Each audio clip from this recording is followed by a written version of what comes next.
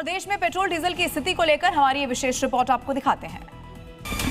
मिसाइलें गिर रही हैं, बम बारूद से बर्बादी का खौफनाक मंजर है। मिडिल ईस्ट आग में झुलस रहा है। इस बीच दुनिया पर एक नया संकट भी मंडरा रहा है। पेट्रोल डीजल की बढ़ती कीमतें माथे पर चिंता की लकीरें खींच रही हैं। भारत अपनी 85% से ज्यादा जरूरत के लिए कच्चा तेल आयात करता है और इस वक्त कच्चा तेल $100 प्रति बैरल तक पहुंच गया है।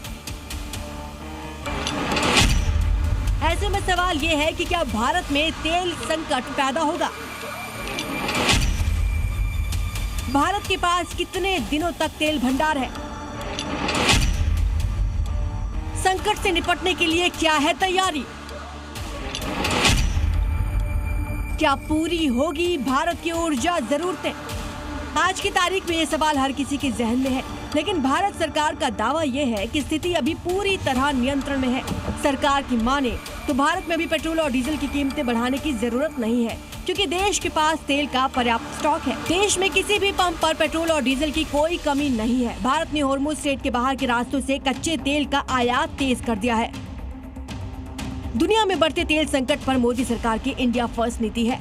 अधिकारियों का कहना है कि जब तक अंतर्राष्ट्रीय बाजार में कच्चे तेल की कीमत $130 प्रति बैरल के पार नहीं जाती, तब तक घरेलू बाजार में कीमतें स्थिर बनी रहेंगी। ऐसे में अभी घबराने की जरूरत नहीं है।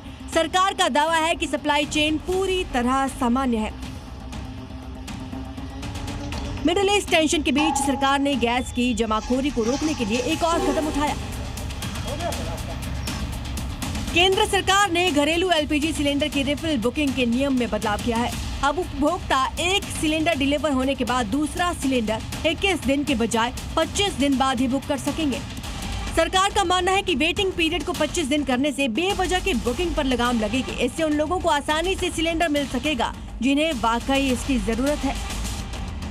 वहीं सरकार ने विमानों में इस्तेमाल होने वाले एविएशन टरबाइन फ्यूल यानी ATF को लेकर भी स्थिति साफ की है। अधिकारियों ने कहा कि देश के पास ATF का पर्याप्त स्टॉक है और घबराने की कोई जरूरत नहीं है। भारत न केवल ATF का उत्पादक है, बल्कि इसका निर्यात भी करता है, इसलिए विमान सेवाओं पर कोई असर नहीं पड़ेगा।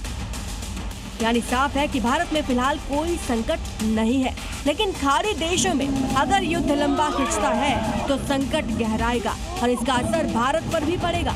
ब्यूरो रिपोर्ट, जी मीडिया।